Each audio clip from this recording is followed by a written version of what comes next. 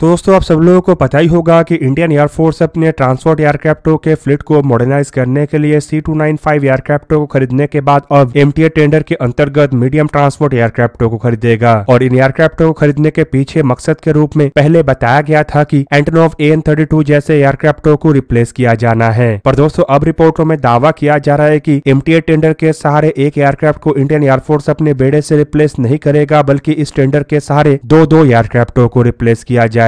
मतलब एक तरफ जहां पे एंटोनोव AN-32 जैसे एयरक्राफ्टों को रिप्लेस किया जाएगा, तो वहीं पे इसके साथ साथ इसी टेंडर के सहारे इंडियन एयरफोर्स अपने बेड़े के हैवी ट्रांसपोर्ट एयरक्राफ्ट मतलब इल्यूजन 76 जैसे एयरक्राफ्टों को भी रिप्लेस करेगा। और दोस्तों अगर MTA टेंडर का मकसद इल्यूजन 76 जैसे हैवी ट्रांसपोर्ट एयरक्राफ्टों को रिप्लेस करना है, तो आप लोगों को अंदाजा लग गया होगा कि इस टेंडर में कौन से एयरक्राफ्ट का संभावनाएं अधिक है। बेसिकली दोस्तों इल्यूजन 76 रिप्लेसमेंट के साथ इंडियन एयरफोर्स अब MTA टेंडर के अंतर्गत भारी से भारी एयरक्राफ्टों को खरीदने का प्रयास करेगा। और अगर ऐसा होता है तो एयरबस A400M जैसे एयरक्राफ्टों का संभावनाएं बढ़ेगा, क्योंकि फिलहाल इंडियन एयरफोर्स के सामने जितने भी एयरक्राफ्टों का ऑफर आया है उनमें एयरबस A400M सबसे अधिक पेलोड को कैरी करने का क्षमता रखता है। और साथ ही साथ इंडियन एयरफोर्स के लिए एक्सपोर्ट मार्केट में भी अवेलेबल यही एकमात्र ऐसा एयरक्राफ्ट है जो सबसे अधिक पेलोड को कैरी कर सकता है। बेसिकली दोस्तों भारत शक्ति के editor in chief Nitin A Gokhale के साथ एक इंटरव्यू में एयरफोर्स के chief air chief marshal VR Chaudhary के तरफ से MTA टेंडर के बारे में काफी कुछ जानकारी दिया गया है। और इसी इंटरव्यू में एयरफोर्स के चीफ एयर चीफ मार्शल के द्वारा MTA टेंडर के मकसद के बारे में भी खुलासा किया गया। एयर चीफ मार्शल के द्वारा अपने बयान में बताया गया है कि MTA टेंडर के सहारे इंडियन एयरफोर्स अपने बेड़े से पुराने हो चुके एंटोनोव AN-32 और इल्यूजन 76 जैसे एयरक्राफ्टों को रिप्लेस करेगा, जो कि दशकों से इंडियन एयरफोर्स के बेड़े में इस्तेमाल हो रहा है। और फिलहाल इन एयरक्राफ्टों का पुराना होने के कारण मॉडर्न कॉम्बैट में कैपेबिलिटी थोड़ा कम हो गया है। और इसी वजह से MTA टेंडर का इस्तेमाल करके साल 2030 के बाद से इन दोनों एयरक्राफ्टों को धीरे धीरे करके रिप्लेस किया जाएगा। इवन दोस्तों पहले बताया गया था कि MTA टेंडर के अंतर्गत इंडियन एयरफोर्स को एक ऐसा एयरक्राफ्ट का तलाश है जो कि 19 टन से लेके 30 टन तक पेलोड को कैरी कर सकेगा। लेकिन अब रिपोर्टों में दावा किया जा रहा है कि MTA टेंडर के अंतर्गत इंडियन एयरफोर्स एक ऐसे कार्गो एयरक्राफ्ट का तलाश कर रहा है जो कि कम से कम 25 टन से लेके अधिक से अधिक 40 टन तक पेलोड को कैरी कर सके। अब एंटोनोव AN-32 जैसे एयरक्राफ्टों को अगर देखा जाए तो इसके जो बेसिक वेरिएंट है वो करीब करीब 7 टन तक पेलोड को कैरी कर सकता है। और इल्यूजन 76 एयरक्राफ्टों को अगर देखा जाए तो इसके भी बेसिक वेरिएंट करीबन 40 टन के आसपास पेलोड को कैरी कर सकता है। और MTA टेंडर में अगर 40 टन के किसी एयरक्राफ्ट को खरीदा जाता है तो ये आसानी से इल्यूजन 76 एयरक्राफ्टों को रिप्लेस कर सकेगा। और दोस्तों इसका इस्तेमाल केवल मीडियम एयरक्राफ्टों के रूप में ही नहीं बल्कि हैवी पेलोड कार्गो एयरक्राफ्ट के रूप में भी किया जा सकेगा। अब दोस्तों इंडियन एयरफोर्स की तरफ से ये टेंडर जारी करने के बाद दुनिया के कई सारे बड़े बड़े कंपनियों के द्वारा अपने एयरक्राफ्टों का प्रस्ताव भारत के सामने रखा जा चुका है। और अब तक ऑफिशियल जानकारी के मुताबिक 3 एयरक्राफ्टों का ऑफर हुआ है, जिनमें सबसे पहला नाम है ब्राजीलियन कंपनी एम्बेरियर के तरफ से निर्माण किया हुआ C390 मिलेनियम एयरक्राफ्ट, जो कि करीबन 26 टन तक पेलोड को कैरी कर सकता है। और दोस्तों अगर MTA टेंडर का मकसद 25 टन से लेकर 40 टन तक पेलोड को कैरी करने वाले एयरक्राफ्टों का तलाश है, तो एक तरीके से ये जो एम्बेरियर के एयरक्राफ्ट है ये इंडियन एयरफोर्स के रिक्वायरमेंट को तो पूरा कर सकता है, लेकिन इस टेंडर के सबसे लोएस्ट कैटेगरी में यह रहेगा। जबकि वहीं पे दूसरे एयरक्राफ्ट के रूप में इंडियन एयरफोर्स के सामने एयरबस कंपनी के द्वारा निर्माण किया हुआ A400M एटलस जैसे एयरक्राफ्टों का ऑफर है। और आप लोगों के जानकारी के लिए बता दूं कि ये जो एटलस एयरक्राफ्ट है ये करीबन 37 टन तक पेलोड को कैरी कर सकता है। और इससे एक तरीके से इंडियन एयरफोर्स के टेंडर में ये जो एयरक्राफ्ट है ये सबसे अधिक पेलोड कैरी करने वाला एयरक्राफ्ट है। जबकि इसके अलावा लॉकहीड मार्टिन कंपनी के द्वारा भारत के सामने अपने C-130J सुपर हर्कुलिस एयरक्राफ्टों का भी प्रस्ताव रखा गया है, जो कि करीब करीब 19 से 20 टन तक पेलोड को कैरी करने का क्षमता रखता है। और दोस्तों पहले के जानकारी के मुताबिक जहां पे बताया गया था कि MTA टेंडर का मकसद 19 टन से लेके 30 टन तक पेलोड कैरी करना है, तो उस हिसाब से C-130J सुपर हर्कुलिस एयरक्राफ्ट इस टेंडर में फिट तो बैठता है। लेकिन अगर 25 से 40 टन मकसद हुआ तो C-130J सुपर हर्कुलिस इस टेंडर में फिट नहीं बैठेगा। हालांकि दोस्तों यही एक ऐसा एयरक्राफ्ट है जो फिलहाल इंडियन एयरफोर्स के बेड़े में इस्तेमाल हो रहा है। और तीनों एयरक्राफ्टों में C-130J सुपर हर्कुलिस एयरक्राफ्टों का जो ऑपरेशनल हिस्ट्री है वो सबसे अधिक है और इसका ऑपरेशनल एक्सपीरियंस भी सबसे अधिक है। हालांकि दोस्तों टेंडर के रिक्वायरमेंट को पूरा करना ही इन एयरक्राफ्टों का मकसद नहीं है, बल्कि इंडियन एयरफोर्स के द्वारा इनमें से वही एयरक्राफ्ट को खरीदा जाएगा जो कि भारत के मेक इन इंडिया और ट्रांसफर ऑफ टेक्नोलॉजी के शर्तों को मानेगा। फिलहाल रिपोर्टों में दावा किया जा रहा है कि तीनों कंपनी भारत के इन शर्तों को मानने के लिए तैयार है। और एम्बेरियर कंपनी के द्वारा मेक इन इंडिया इनिशिएटिव के लिए अपने पार्टनर के रूप में महिंद्रा डिफेंस को चुना गया है, जबकि लॉकहीड मार्टिन और एयरबस जैसे कंपनी टाटा कंपनी के साथ मिलकर काम करना चाहता है। और आप लोगों के जानकारी के लिए बता दूं कि एयरबस ऑलरेडी टाटा के साथ मिलकर भारत में C295 एयरक्राफ्टों का निर्माण कर रहा है। लॉकहीड मार्टिन के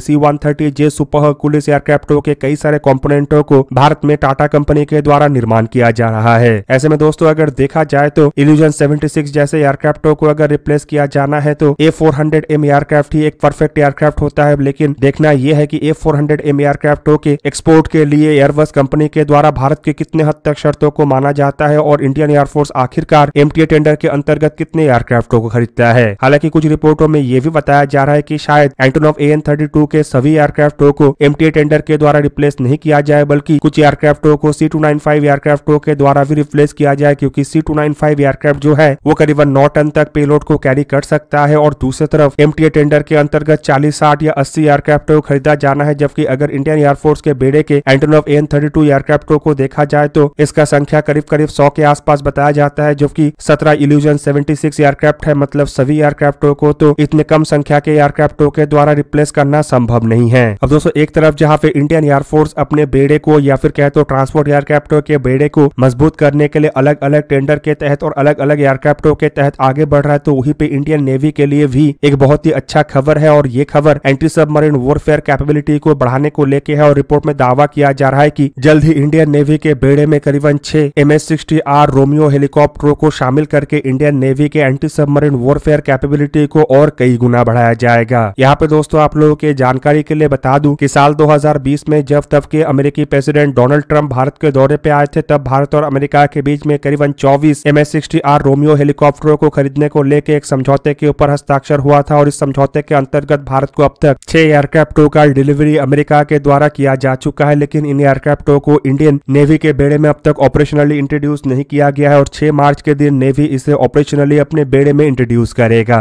अब दोस्तों MS-60R रोमियो हेलीकॉप्टरों को दुनिया का one of the best anti submarine warfare capability वाले हेलीकॉप्टर के रूप में देखा जाता है। और इन हेलीकॉप्टरों को इंडियन नेवी में शामिल करने से इंडियन नेवी के एंटी सबमरीन वॉरफेयर कैपेबिलिटी में ही वृद्धि नहीं होगा, बल्कि इंडियन ओशन के अंदर इंडियन नेवी का दबदबा भी बढ़ेगा। रिपोर्ट में दावा किया जा रहा है कि इन हेलीकॉप्टरों को सबसे पहले Indian naval air squadron INAS 334 में इंट्रोड्यूस किया जाएगा, जो कि केरल के कोची शहर में स्थित INS गरुड़ में है। और यह भी दावा किया जा रहा है कि इसके साथ साथ इंडियन नेवी के maritime reconnaissance anti submarine warfare search and rescue capability को भी इन हेलीकॉप्टरों के द्वारा और मजबूत किया जाएगा। दोस्तों आप लोगों को ये जान के रखना चाहिए कि MS-60 जो हेलीकॉप्टर है उसे केवल एंटी सबमरीन वॉरफेयर हेलीकॉप्टर नहीं कहा जाता है, बल्कि एक यूटिलिटी मैरीटाइम हेलीकॉप्टर कहा जाता है, जो कि कई सारे ऑपरेशंस को अंजाम दे सकता है, जिनमें एंटी सबमरीन वॉरफेयर के अलावा anti surface warfare, naval special warfare, search and rescue, combat search and rescue, vertical replenishment, medical evacuation जैसे मिशन भी शामिल है। और दोस्तों इन हेलीकॉप्टरों का इस्तेमाल भारत और अमेरिका के अलावा फिलहाल Australia, Brazil, Denmark, Greece, Israel, Japan, Saudi Arabia, South Korea, Singapore, Spain, Taiwan, Thailand और टर्की कर रहा है। और भारत की तरफ से जो 24 हेलीकॉप्टरों का ऑर्डर दिया गया है, दावा किया जा रहा है कि उन हेलीकॉप्टरों में से सभी हेलीकॉप्टरों का डिलीवरी अमेरिका के द्वारा साल 2025 के समाप्ति से पहले कर दिया जाएगा। और दोस्तों भारत के द्वारा केवल मात्र अमेरिका से इन हेलीकॉप्टरों को ही नहीं खरीदा गया है, बल्कि हेलीकॉप्टरों के एसोसिएटेड इक्विपमेंट और हथियार के साथ साथ मेंटेनेंस इक्विपमेंटों को भी खरीदा गया है। और दोस्तों ये जो हेलीकॉप्टर है काफी खतरनाक हथियारों से लैस है, जिनमें मार्क 64 टॉर्पेडो या फिर मार्क 50 या मार्क 54 जैसे टॉर्पेडो भी है, जबकि इसके अलावा इसमें AGM-114 हेलफायर जैसे मिसाइल, AGM-119 पेगुइन जैसे missile, advance precision killed weapon, M60 machine gun या फिर कहते M240 मशीन गन या GUA-16A मशीन गन या GUA-17A मिनी गन लगाया जा सकता है। इसके अलावा इसमें rapid airborne mine clearance capability भी है, जिसके लिए M44 मोड 0 30 मिलीमीटर के कैनन का इस्तेमाल किया जाता है। पर रिपोर्ट में दावा किया जा रहा है कि भारत के द्वारा इन हेलीकॉप्टरों के साथ हेलफायर जैसे मिसाइल और कुछ लाइट वेट टॉर्पेडोज को परचेस किया गया है और शायद कुछ गनों को भी परचेस किया गया है, जबकि भारत अपने कुछ हथियारों को भी इन हेलीकॉप्टरों में इंट्रोड्यूस करना चाहता है, लेकिन इन हेलीकॉप्टरों को इंडियन नेवी के बेड़े में शामिल करने के बाद ही यह संभव होगा। दोस्तों आप लोगों को क्या लगता है कि MS-60 जैसे हेलीकॉप्टरों के साथ इंडियन नेवी के कैपेबिलिटी में कितना वृद्धि होगा? कमेंट करके अपने राय अवश्य दीजिए। दोस्तों आज के इस वीडियो को यहीं पे ही करते हैं समाप्त। किसी और एक दिन किसी और एक वीडियो में मिलेंगे, तब तक के लिए जय हिंद, वंदे मातरम।